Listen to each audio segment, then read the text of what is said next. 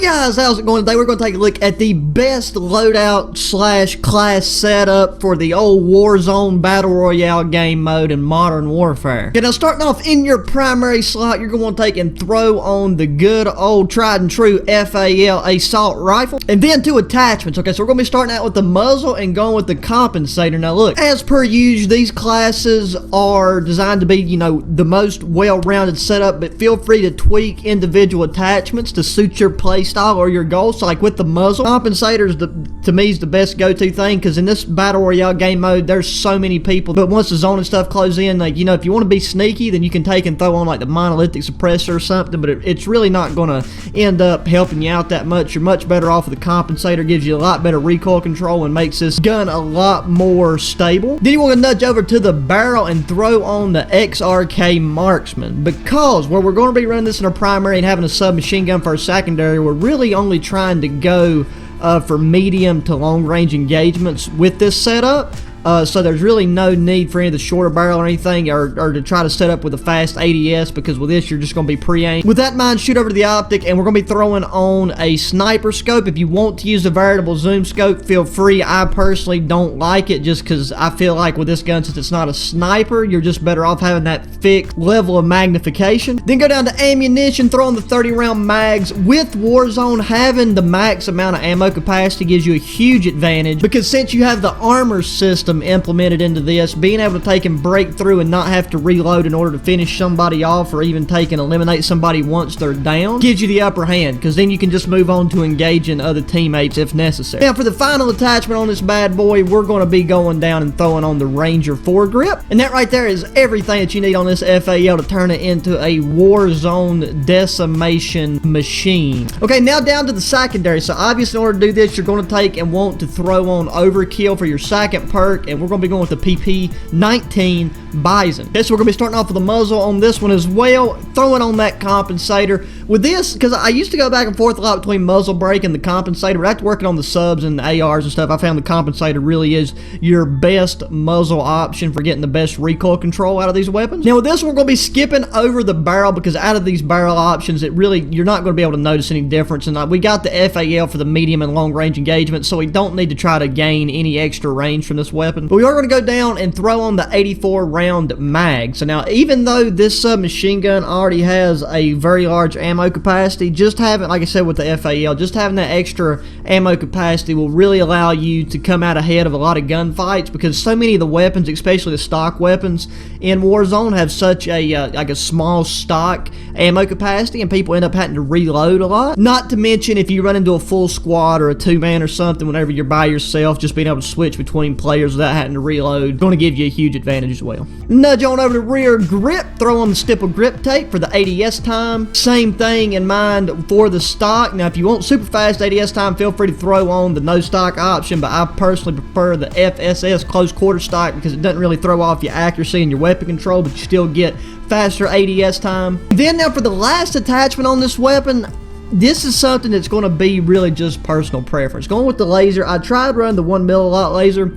You really don't want to use either the tac laser or the 5 milliwatt laser, just because you never know what kind of engagements and situations you're going to get put into in Warzone, and being able to pre-aim is a huge advantage. So having a laser that gives away your position will allow people to, you know, bust around a corner or wall or building or whatever, and, you know, just kind of have a leg up on you, because they can pre-fire, they can hit you with a stun, a flash, or whatever. So if you want a laser option, just go with the 1 milliwatt laser. So, you know, it's the red one, they can't see it, all that good old stuff. And you guys that have watched the class up videos know that I do not like optics. I love running the iron sights on these weapons, but after messing around, I don't know if it's something specific to Warzone or what, I'm gonna mess around with it a little bit more in some of the reg playlists and stuff with this gun, because the BIZON is a submachine gun that I'm gonna be using a lot once I finish, you know, Damascus and all that good old stuff. We're actually gonna be throwing an optic on this setup. Now I like the mini reflex sights, just like I said, this is a personal preference thing, so I'm going to be going with the Solo Zero Optics Mini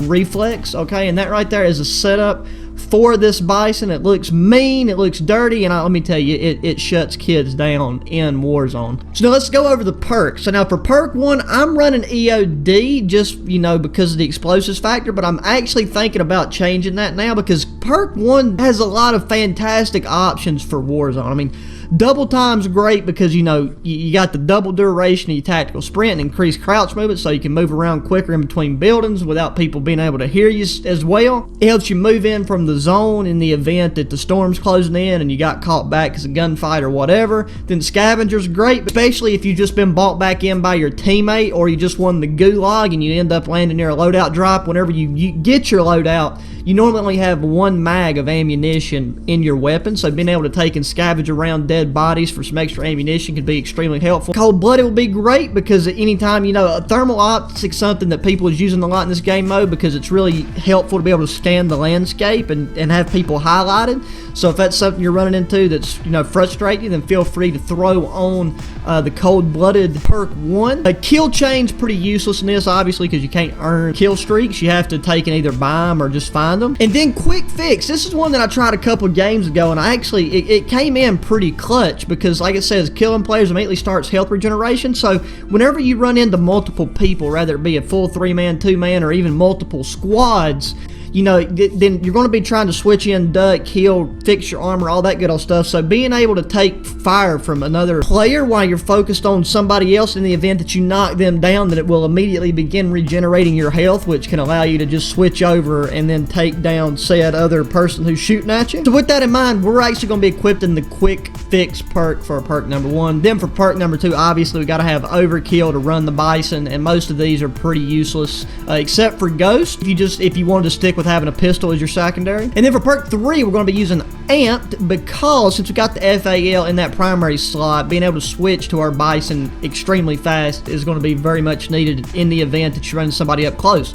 Because the way that the Warzone map is laid out and you're moving in and around buildings and stuff so frequently to, like, you know, loot and stuff, it's very common for you to be on top of a building or just walking around pre-aiming the horizon looking for people with the FAL. You got the scope and then you'll, you know, hear somebody rush up on you or come up in your building, whatever. So being able to switch to that bison at a moment's notice, every second count. And the key thing to keep in mind with the perks though is you got to remember when you load into the game, and for the majority of the game, unless you get a loadout drop, you don't even have perks.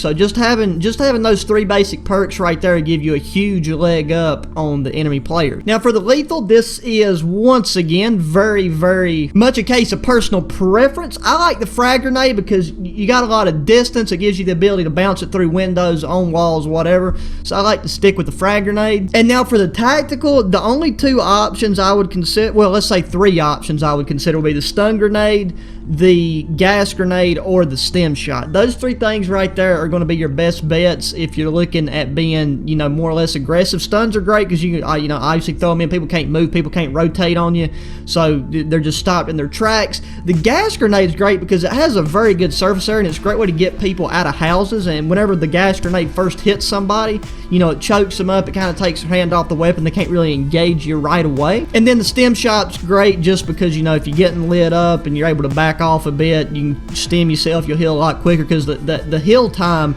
seems to be a bit slower than normal, but don't hold me to that. But now in this case, I'm still just going to be sticking with the stun grenade because that's what I find being the most useful in gunfights. Okay, ladies and gentlemen, that right there is currently the best class setup, loadout setup, whatever you want to call it, for Warzone. Now, since this video is already this long, since we've done like an in-depth review of this, I'm going to let this be a standalone, and then I'm going to be uploading some videos of some Warzone wins using this separately. Once those are up, I'm going to link those down in the description because those videos won't be up yet, so just check back later. You know, make sure you subscribed, and then you'll get notified whenever those videos drop because, I mean, I'm working on a variety of content here, there, and everywhere, so make sure you subscribe so that you'll get notified whenever it does drop. But yeah, guys, that's all for this one. Really appreciate taking time to watch the video. Give the video a thumbs up. Let me know how y'all are liking the Warzone. And until the next one, adios.